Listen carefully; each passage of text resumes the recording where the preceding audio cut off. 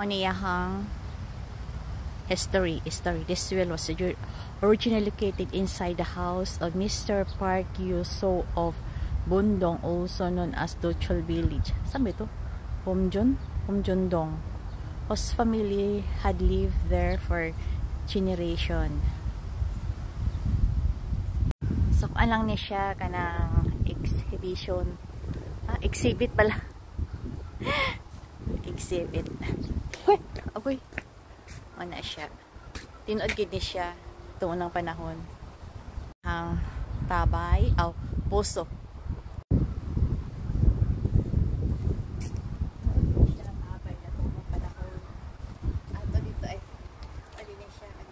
Sulod sa balay.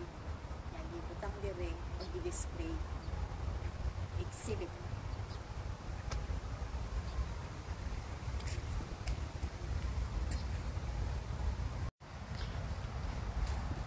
Kinaman ay puso na walang tubig.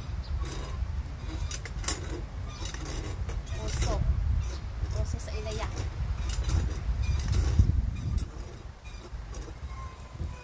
Exhibit. Pagdagdag sa ganda, sa view. Gid ay lang tao to na panahon. Ani.